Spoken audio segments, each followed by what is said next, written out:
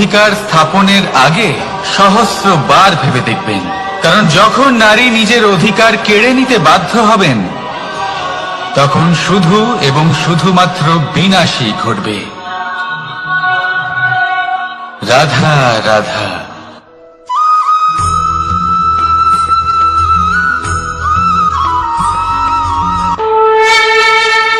দুঃখ এমন এক অনুভূতি যেটা আমরা চাই বা না চাই, আমাদের জীবনে এটা অবশ্যই আসবে। আমাদের মনকে বিব্রত করে তুলবে, আমাদের মনকে বিচলিত করে তুলবে। কখনো ভেবে দেখেছেন এই দুঃখ আমাদের জীবনে কেন আসে, কিভাবে আসে?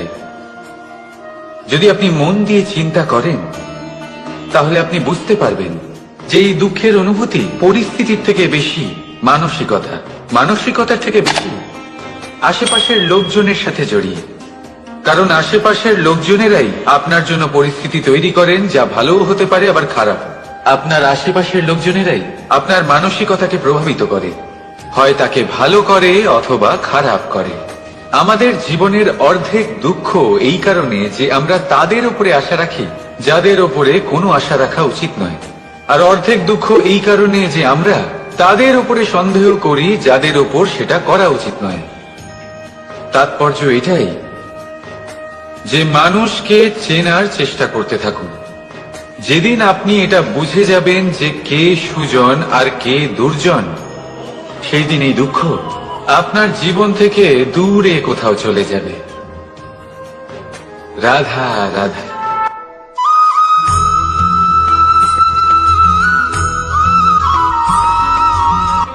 প্রেম এই সংসারে এসেছিল এই সংসারকে প্রেমের শিক্ষা দেওয়ার জন্য, এই জীবনের সুখের অনুভূতি আসলে কি তা শেখানোর জন্য। কিন্তু যদি সত্যি কথা বলি তো আমি নিজেই প্রতিদিন প্রেমের নতুন নতুন স্বরূপ দেখতে পাই, প্রেমের একটা নতুন অনুভূতি প্রত্যেক নতুন দিনে। আর তার কারণ হলো এই প্রেম অনন্ত, এ হলো দৈব। প্রেম হলো এই সংসারের সব থেকে বড় ঢাল এবং সব থেকে বড় অস্ত্র। এই প্রেম ছাড়া না কোনো ন্যায় হয় আর না কোনো শাস্ত্র, না জীবন আছে আর না অন্ত। এবার যদি এই প্রেম মনের মধ্যে বাস করতে শুরু করে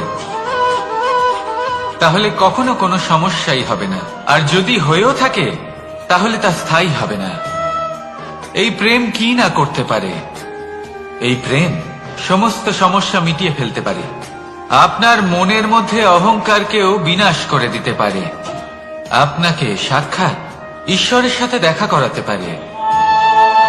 তাই প্রেমের দ্বারা প্রয়াস করতে থাকুন এই সংসারের প্রত্যেক মানুষকে, প্রত্যেক বস্তুকে, প্রত্যেক জীব জন্তুকে ভালোবাসবেন।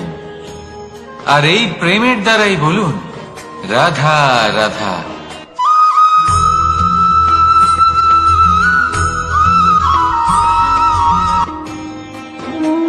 কর্ম, ধর্ম আর কর্তব্য, এই তিনটি একে অপরের সাথে জড়িত।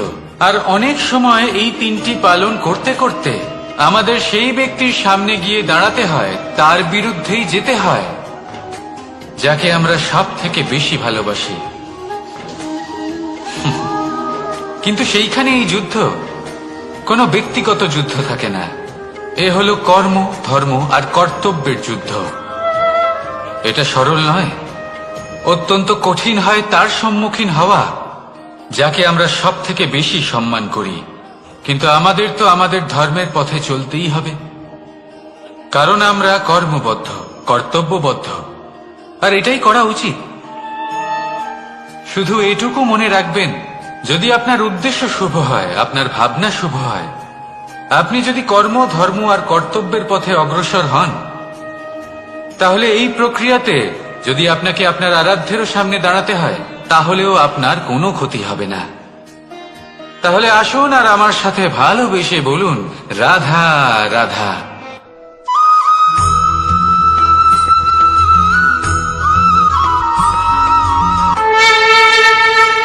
আপনি কি কখনো কোনো জলের ধারা দেখেছেন? তার সামনে যতই মাটি থাকুক না কেন, যতই কাদা থাকুক না কেন, যখন এই জলের ধারা বইতে আরম্ভ করে দেয় তখন এই কাদাকে নিজেই ধুয়ে নিয়ে যায়। ওই কাদাকে ধুয়ে দেয় এবং নিজের পথ নিজেই তৈরি করে নেয়। তাহলে আপনিও এরকম জলের মতো হয়ে উঠুন। যদি হয়ে উঠতে পারেন তাহলে নিজের মনে, নিজের ভাবনার, নিজের জীবনের যত অনাবশ্যক তত্ত্ব আছে, অনুপযোগী অংশ রয়েছে, অর্থাৎ অপরিষ্কার অংশ রয়েছে, তা নিজে থেকেই নির্মল হয়ে উঠবে। আর যেরকম জলের ধারা কখনো থেমে থাকে না, সব সময় বয়ে চলে, সেইভাবে আপনিও কখনোই থামবেন না। সবসময় বয়ে চলুন, এগোতে থাকুন। পথে যদি অনেক বিপদ আসে, সমস্যা আসে, থামবেন না, তার উপর নিরন্তর প্রহার করুন, নিরন্তর প্রয়াস করুন আর অগ্রসর হন। আপনি ভেবে দেখুন, এই জলের ধারা কখনো থেমে থাকে না, সবসময় বয়ে চলে, বিপদের সম্মুখীন হয়ে তাকে সাথে বয়ে নিয়ে চলে। সেই জন্য জলের ধারা, প্রবাহমান এই ধারা, এর থেকে কখনো দুর্গন্ধ আসে না, এতে কখনো ময়লা জমতে পারে না, বরং পালিত হয় সুন্দর প্রাণবন্ত জীবজন্তু, যেমন সুন্দর ছোট মাছ। তাই আপনিও এটাই করুন, কখনো থামবেন না, শুধু চলতে থাকুন, জলের ধারার মতো বইতে থাকুন। আপনি আপনার লক্ষ্য অবশ্যই খুঁজে পাবেন, আর তার সাথে নিজের অন্তরের যে মালিন্য রয়েছে তা আপনি নিজেই নিজের থেকে দূরে করে দেবেন। তাহলে আসুন আর আমার সাথে ভালোবেসে বলুন, রাধা রাধা।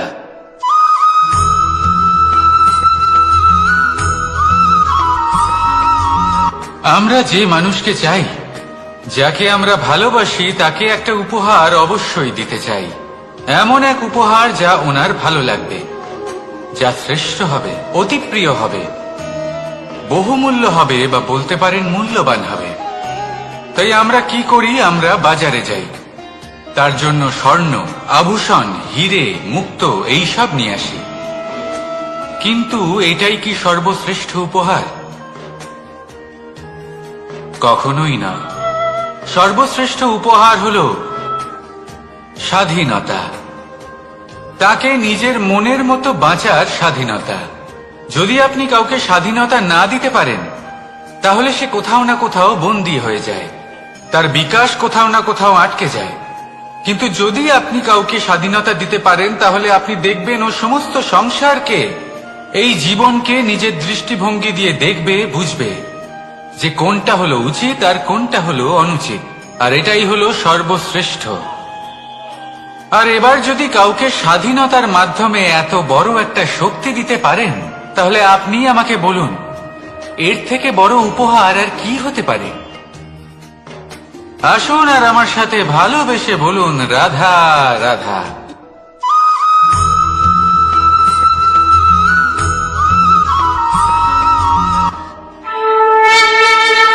এই সংসারে আমাদের জীবনের সব থেকে বড় দোষ কি আপনি জানেন? কেউ বলবেন লোভ, কেউ বলবেন লালসা, কেউ বলবেন অসত্য। দেখুন, দুঃখের মূল কারণ হলো পরিশ্রম না করা। কিছু মানুষ ভাবেন যে আমি জীবনে কোনো পরিশ্রম করব না, অথচ আমি সবকিছু প্রাপ্ত করতে চাই। আর এমন এক কারণের জন্যই দূতের মতো খেলা আমাদের জীবনে প্রবেশ করার সুযোগ পায়। দূত। এই দূত আসলে কি? দূত অর্থাৎ কোনো পরিশ্রম ছাড়াই অন্য কেউ পরিশ্রম করে যা অর্জন করেছেন, যে সুখ সুবিধা অর্জন করেছেন, তা নিজের জন্য শুধুমাত্র একটা খেলার মাধ্যমে নিজের করে নেওয়ার ইচ্ছে। আর এই ইচ্ছে অত্যন্ত বিনাশকারী হতে পারে। এই ইচ্ছে যদি আপনার বিবেক, আপনার মন, আপনার চেতনা, আপনার ভাবনা প্রবাহিত করে ফেলে, তারপরে আপনি চেষ্টা করতে শুরু করে দেবেন, আর সেইখান থেকেই আপনার পতন শুরু হবে। এই চেষ্টা করবেন যে অন্য কারোর জীবনের সমস্ত ধন, তার সমস্ত জীবন সম্পূর্ণভাবে নিজের করে নেওয়া। কারণ প্রথমে আশা জাগ্রত হয়, আর এই আশা হতাশায় পরিণত হতে সময় লাগে না। এই হতাশা কুণ্ঠায় পরিণত হতে সময় লাগে না, কুণ্ঠা লোভে পরিণত হতে সময় লাগে না, আর এই লোভ প্রতিশোধ স্পৃহাতে পরিণত হতে সময় লাগে না। আর যখন এই সব কিছু হয়, আপনি দুষ্ট হয়ে যান। আর সবাই জানেন যে প্রত্যেক দুষ্ট ব্যক্তির পতন হলো অবশ্যম্ভাবী। তাই নিজেকে দূতের থেকে দূরে রাখুন আর পরিশ্রমকে নিজের কাছে টেনে নিন। জীবনে আপনার যা যা স্বপ্ন রয়েছে, যা আপনি করতে চান, শুধুই পরিশ্রম দ্বারা অর্জন করুন। তাহলে তাই করুন আর আমার সাথে ভালোবেসে বলুন। তাহলে দুঃখের সময়, তার সংকটের সময় তাকে সঙ্গ দিন আর পাশে এসে দাঁড়ান। এই মন প্রসন্ন হয়ে বলবে, রাধা রাধা।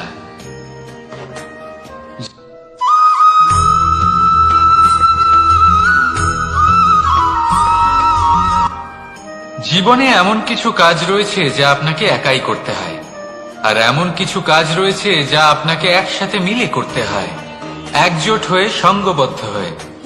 এবার সঙ্গবদ্ধ বলতে কি বোঝাতে চাইছি? আমি তাদের কথা বলছি না যারা বাস্তবিকভাবে একে অপরের সাথে কাজ করেন। আমি তাদের কথা বলছি যারা একে অপরের থেকে দূরে থেকেও একে অপরকে বিশ্বাস করেন। আমি আগেও বলেছিলাম, সমস্ত বিশ্বের আশা বিশ্বাসেই বসবাস করে, তাই না? তাই যেখানে সমস্ত বিশ্ব আছে, সমস্ত সংসার আছে, সেইখানেই বিশ্বাস রয়েছে। তাই আপনার আশেপাশে এমন দল সঙ্গবদ্ধ করুন যাদের আপনার উপর বিশ্বাস আছে আর যাদেরকে আপনি বিশ্বাস করতে পারেন। তাহলে আসুন আর আমার সাথে ভালোবেসে বলুন, রাধা রাধা।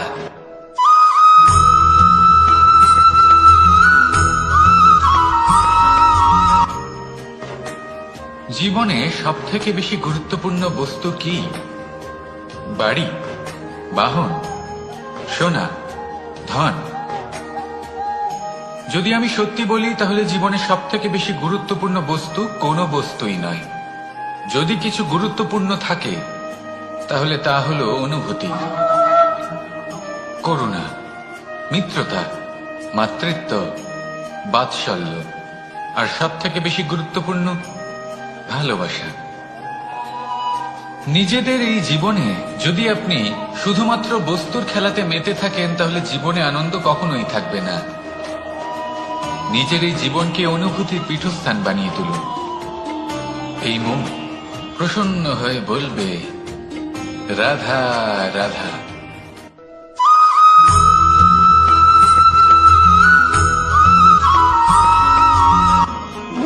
আপনি কখনো কোনো সাধারণ পাখি দেখেছেন? যেমন বাবুই। সে কি করে? সে কোনো গাছের ডালে নিজের বাসা বানায়। এবার সেইখানে বাসা বানানো সহজ ব্যাপার, কারণ সামগ্রী আশেপাশেই পাওয়া যায়। কিন্তু সমস্যা হলো আক্রমণ। কোনো সাপ বা অন্য কোনো পশু ওর বাসাতে ওর সন্তানদের উপর না আক্রমণ করে বসে, এই ভয়ে তার সব সময় থাকে। আর এটা সব থেকে কঠিন ব্যাপার এদের জন্য, নিজের বাসায় নিজের সন্তানদের সুরক্ষা। আর বাজ পাখি, যদি আমরা বাজের কথা বলি, তাহলে তারা কি করে? বাজ পাখি কোনো উঁচু পাহাড়ের শিখরে, কোনো পাথরের খাঁজে নিজের বাসা তৈরি করে। এবার ওখানে বাসা বানানো একেবারেই সহজ ব্যাপার নয়, কারণ সামগ্রী আশেপাশে পাওয়া যায় না, দূর থেকে নিয়ে আসতে হয়। কিন্তু সেইখানে আক্রমণের ভয়ও কখনোই থাকে না। এইভাবে উচিত রূপে ও নিজের বাসা রক্ষা করতে পারে, নিজের সন্তানদের রক্ষা করতে পারে। এর সারমর্ম হলো এটাই, যদি সমস্যা বড় হয়, তাহলে সমাধানও উচ্চমানের হওয়া উচিত। একটা বাজ পাখির মতো ভাবা আরম্ভ করে দিন। জীবনে যে কোনো সমস্যা ছোট মনে হবে। রাধা রাধা।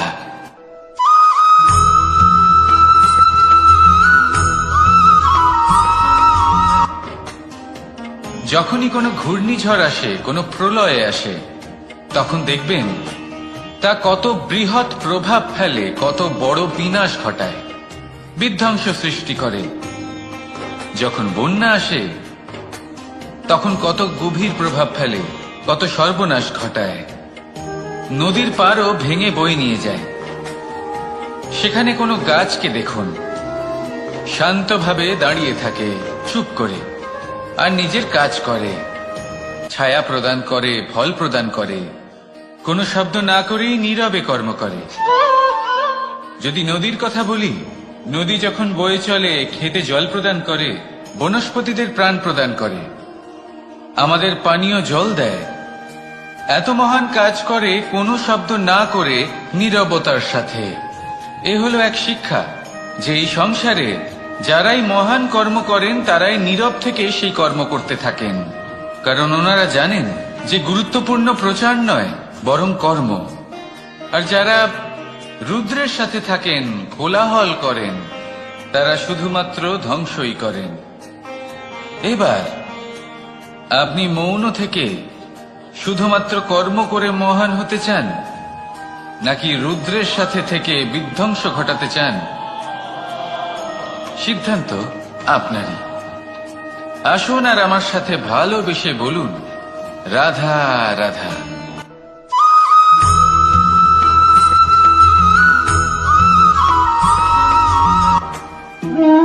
মানুষ জীবনে সবসময় সুখ পেতে চান, কিন্তু এই সুখ এটা আসলে কি?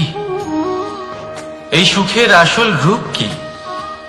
আমি বলি সুখের আসলে দুটি রূপ হয়, বাহ্যিক সুখ, আত্মিক সুখ। আর এটা ঠিক তেমনই হয় যেরকম আমাদের শরীরের সাথে জড়িত ছায়া আর আমাদের শরীরের মধ্যে বসবাসকারী আত্মার। যদি ছায়ার কথা ভেবে দেখেন তাহলে বুঝতে পারবেন আমাদের শোবার সময় ভোরবেলা এই ছায়া অনেক বড় হয়ে যায়। যখন এই সূর্য মাথার উপরে চলে আসে তার তাপ বেড়ে যায়, তখন এই ছায়া ছোট হয়ে যায়। আর যেই অন্ধকার নেমে আসে এই ছায়া আপনার সঙ্গ ত্যাগ করে। এরকমই হয় বাহ্যিক সুখ। আর এবার কথা বলি আমাদের শরীরের মধ্যে বসবাসকারী এই আত্মা। এই আত্মা কখনো আমাদের সঙ্গ ত্যাগ করে না, সব সময় আমাদের সাথে জড়িয়ে থাকে। এরকমই হয় আত্মিক সুখ, যা সব সময় আমাদের সাথে থাকে। আত্মিক সুখ কারোর সেবা করে, আত্মিক সুখ কাউকে সাহায্য করে, আত্মিক সুখ প্রেম বোধের, যা কখনো আমাদের সঙ্গ ত্যাগ করে না। সেখানে বাহ্যিক সুখ যতক্ষণ আপনি সম্পন্ন কিছু মানুষ এবং সুবিধার সাথে আছে, এই বাহ্যিক সুখ আপনার সাথে থাকবে। সম্পন্নতা চলে গেলে, মানুষজন চলে গেলে, সুখ সুবিধা চলে গেলে বাহ্যিক সুখও চলে যায়। তাহলে এই আত্মিক সুখ খুঁজে নিন এবং সেই সুখের সাথেই বলুন, রাধা রাধা।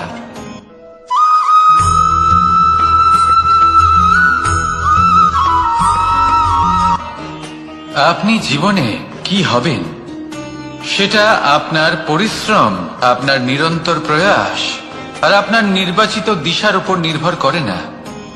এটা নির্ভর করে আপনার সঙ্গতির উপরেও। এই সঙ্গতি যা হলো অত্যন্ত গুরুত্বপূর্ণ। প্রকৃতিও আমাদের এটাই শেখায় বিভিন্ন উদাহরণ দিয়ে। যদি আপনাকে একটা উদাহরণ দিই, কখনো বাতাসের প্রবাহ লক্ষ্য করবেন। এই বাতাসের প্রবাহ যখন কোনো পুষ্পকে স্পর্শ করে সেও সুগন্ধে পরিপূর্ণ হয়ে যায়। এই বাতাসের প্রবাহ যখন কোনো নালীর উপর দিয়ে প্রবাহিত হয় তখন সেও সুগন্ধহীন হয়ে যায়।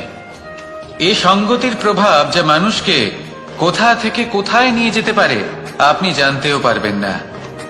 এ হলো সঙ্গতির প্রভাব, যেখানে চানার সাথে গুড়ও মিশে যেতে পারে। এ হলো সঙ্গতিরই প্রভাব, যেখানে একটা সাধারণ পাথর স্বর্ণের সাথে মিশে গিয়ে একটা রত্নে পরিণত হতে পারে। তাই এই সঙ্গতির বিষয়ে বিশেষ খেয়াল রাখবেন। আপনি কার সাথে মিশছেন, কি বলছেন, কি শিখছেন, আপনার অস্তিত্বের উপর তাদের কি প্রভাব পড়ছে সব লক্ষ্য করবেন। আর আমার সাথে ভালোবেসে বলবেন, রাধা রাধা।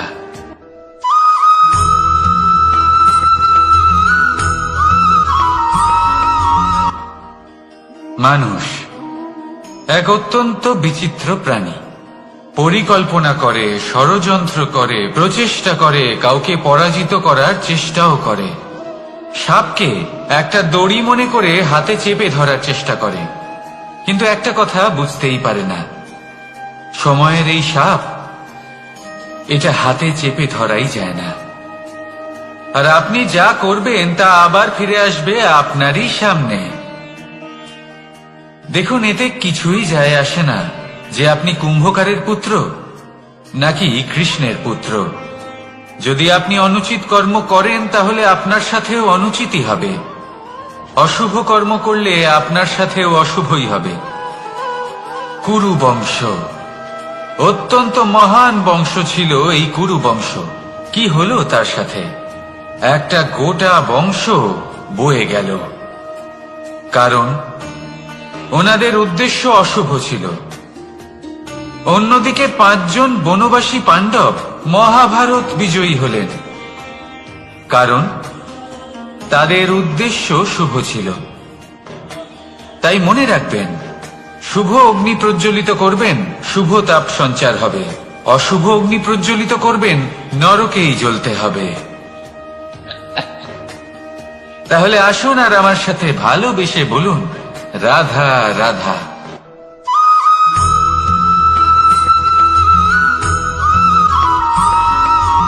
অগ্নি চতুর্থ তত্ত্ব, সব থেকে বেশি গুরুত্বপূর্ণ, কিন্তু তার থেকেও বেশি ভয়াবহ।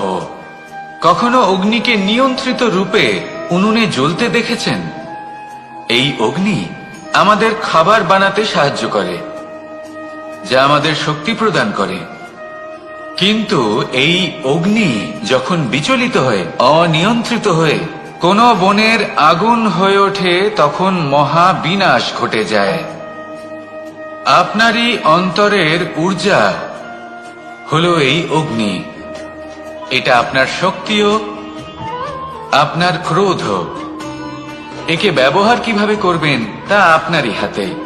যদি কোনো ব্যক্তি নিজের অন্তরের এই ঊর্জাকে ব্যবহার করেন শক্তির রূপে, তাহলে সে বিকাশ ঘটাতে পারে, নির্মাণ ঘটাতে পারে।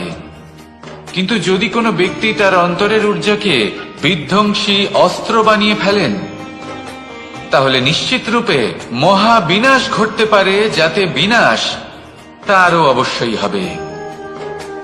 অনেক বছর পূর্বে এমনই এক আগুনের দ্বারা এই সুন্দর পৃথিবীর নির্মাণ হয়েছিল। আর অনেক বছর পূর্বে এমন এক আগুনেই সমস্ত জীব এবং সংসার বিলুপ্ত হয়ে গেছিল। এবার আপনি আপনার অন্তরের ঊর্জা দ্বারা বিনাশ ঘটাতে চান নাকি নির্মাণ ঘটাতে চান, সেই সিদ্ধান্ত আপনারই। আসুন আমার সাথে ভালোবেসে বলুন, রাধা রাধা।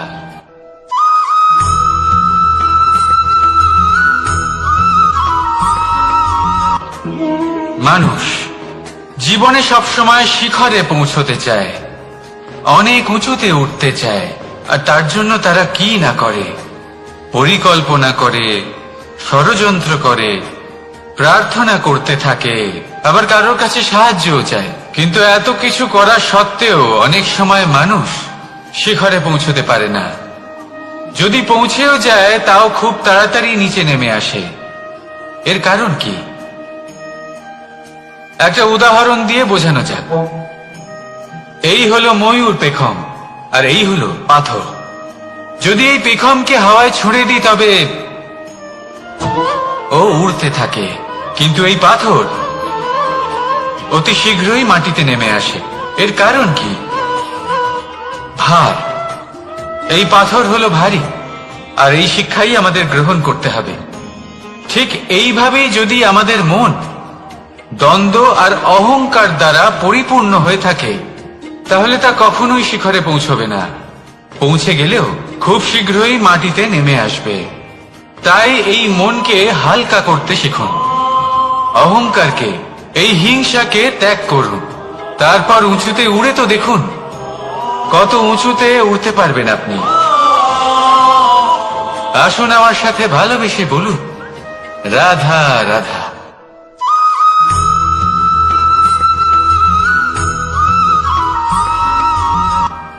কখনো কখনো এমন হয়, আমরা আমাদের বাড়ির উঠোনে বীজ বপন করি, আর তা বিকশিত হয় একটা সুন্দর বৃক্ষে। তার শাখাগুলি প্রতিবেশীর বাড়ি পর্যন্ত পৌঁছয়। ফলের বর্ষণ প্রতিবেশীর বাড়িতেও হয়ে থাকে। আর আমরা ভাবি গাছ আমরা উৎপন্ন করব, আর ফল খাবেন আপনারা। এই কেমন কথা হলো? আপনাকে এই কথা বুঝতে হবে যে এসব হলো ভৌতিক বস্তু, সাংসারিক বস্তু। কখনো নিজের বাড়ির বাগানে ভালোবাসার গাছ বপন করে দেখুন। তার শাখাও প্রতিবেশীর বাড়ি পর্যন্ত পৌঁছবে, ফলের বর্ষণ সেখানেও হবে। কিন্তু সেই ফল চাইতে আপনাকে যেতে হবে না, সেই ফল দ্বিগুণ মাত্রায় আবার আপনার কাছেই ফিরে আসবে। তাই নিজের বাড়িতে আর নিজের মনে ভালোবাসার গাছ উৎপন্ন করুন। এই জীবন প্রসন্ন হয়ে বলবে, রাধা রাধা।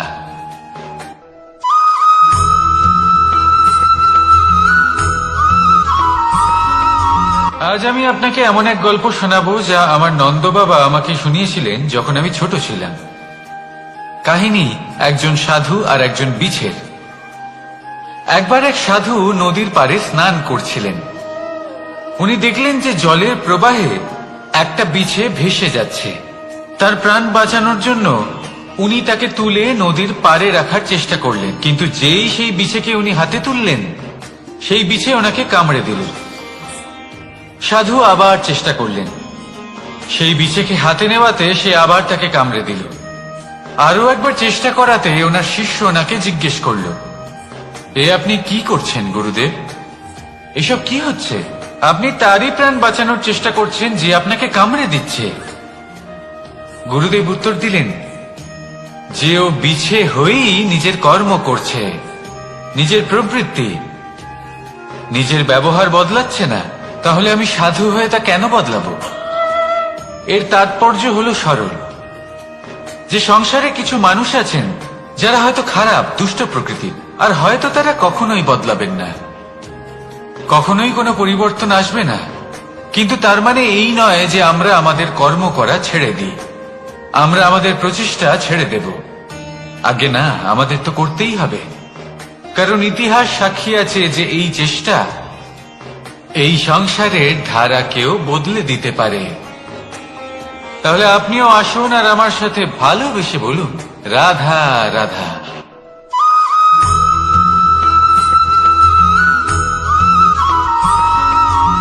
অ দিয়ে অন্ত, আ দিয়ে আরম্ভ, এই দুইয়েরই রাশি সমান। যদি আপনি মন দিয়ে দেখেন তবে দেখবেন এদের সম্পর্ক খুবই নিবিড়। কিভাবে? যখন কোনো কিছু শুরু হয় এটা নিশ্চিত হয়ে যায় যে তা সমাপ্তও হবে। আরম্ভই যদি না হয় তা সমাপ্তও হবে না। যা আরম্ভ হয়েছে তার সমাপ্তি হলো অবশ্যম্ভাবী। এটাই হলো প্রকৃতির নিয়ম, একে এড়ানো যায় না। এবার এই কথা আমরা সকলে জানি।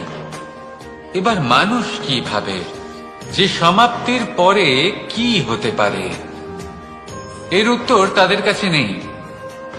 তাদের উচিত অন্য কোনো বিষয় ভাবা যা বেশি গুরুত্বপূর্ণ। এবার মানুষ এটা জানে না যে মৃত্যুর পরে কি হতে পারে, কিন্তু এই কথা অবশ্যই জানে যে জন্ম থেকে মৃত্যু পর্যন্ত এই সময়, যাকে আমরা জীবন বলে থাকি, এই সময় আমরা কর্ম করতে পারি। এই কথা তো আমরা জানি। তাহলে এমন কি কর্ম করা যেতে পারে যা আমাদের সমাপ্তির পরও আমাদের প্রাসঙ্গিক করে রাখতে পারে, এই বিষয়ে ভাবা উচিত। যে জন্মগ্রহণ করেছে তার মৃত্যু হবেই, এটা সাধারণ বিষয়। কিন্তু ইতিহাস আজও সেই সকল মানুষজনকে স্মরণ করেন যাদের এই সংসার তাদের মৃত্যু নয়, বরং তাদের জীবনকালে যে কর্ম তারা করেছেন তার দ্বারা মনে রাখেন। সেই কর্মের কারণে এই সংসারে তাদের নাম, তাদের কর্ম, তাদের ব্যক্তিত্ব, তাদের কীর্তি অমর হয়ে থাকে এবং থাকবে। আপনার কাছে এতটা সময় নেই যতটা আপনার মনে হচ্ছে আপনার কাছে আছে। সেই জন্য যত শীঘ্র সম্ভব শ্রেষ্ঠ কর্ম করুন, যতটা পারবেন ততটা অধিক সুকর্ম করুন। এই সংসারে নিজেকে অমর করে তুলুন আপনার মৃত্যুর পরেও, আর আমার সাথে ভালোবেসে বলুন, রাধা রাধা।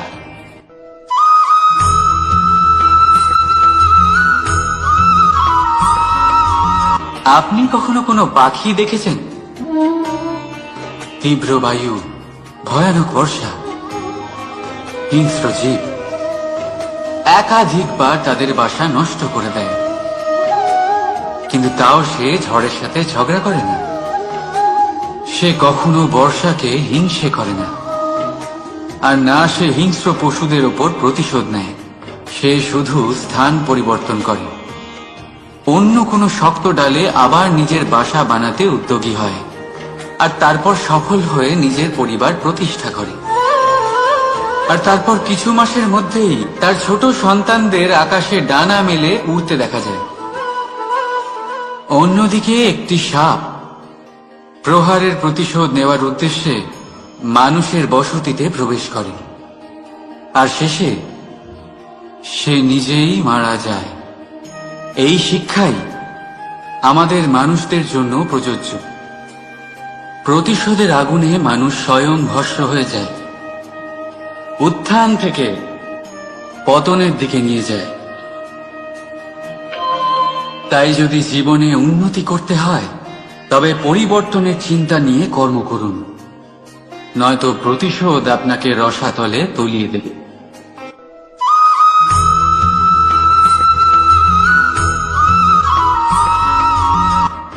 ওমা, এ কি?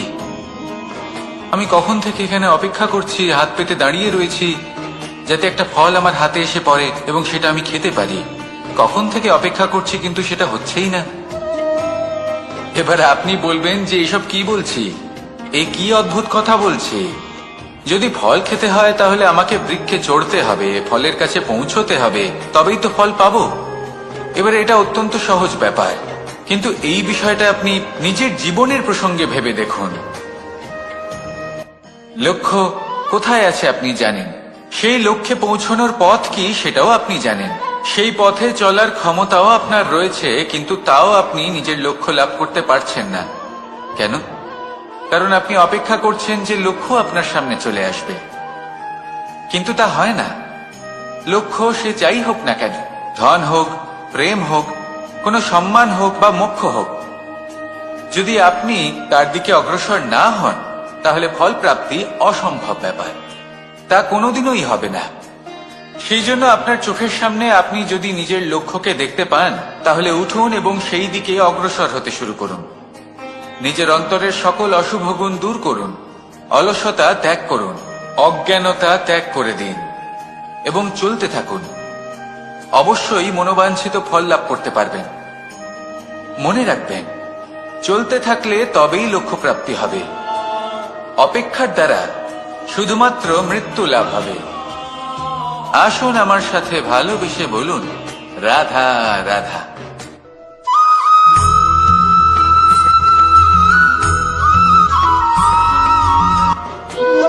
সংসারে সব থেকে কঠিন কাজ কি? কেউ বলবেন পর্বত আরোহণ করা, কেউ বলবেন সাঁতার কাটা, কেউ বলবেন আকাশে ওড়া। কিন্তু বাস্তবে সত্যি কি এগুলি কঠিন? আসলে যদি দেখা যায় তো এগুলি কিছুটা আলাদা। যে কাজ আমরা করতে অভ্যস্ত নই আমরা তাকে কঠিন ভেবে নিই। যেমন সাঁতার কাটা আলাদা, পাহাড়ে ওঠার কলা আলাদা, আকাশে ওড়ার কলা আলাদা। যেমন কিছু মানুষ গণিত আর বিজ্ঞানকে কঠিন ভেবে নেয়, কিন্তু বাস্তবে এটা সাহিত্যের থেকে কিছুটা ভিন্ন, কঠিন নয়। দেখুন, এই সংসারে কঠিন কিছুই নেই, শুধু একে অপরের থেকে কিছুটা ভিন্ন। যেমন কোনো মানুষ হন, সম্পর্ক হোক, কারোর চিন্তাধারা বা বিচার বুদ্ধি হোক, কখনো কখনো আমরা বুঝতে পারি না, কারণ আমাদের চিন্তাধারা ও বিচার বুদ্ধির থেকে সেগুলি আলাদা। কিন্তু যদি এটা বুঝে নেওয়া যায় যে সেটা কঠিন নয়, একটু ভিন্ন মাত্র, তাহলে অনেক সম্পর্ক বাঁচানো যেতে পারে। রাধা রাধা।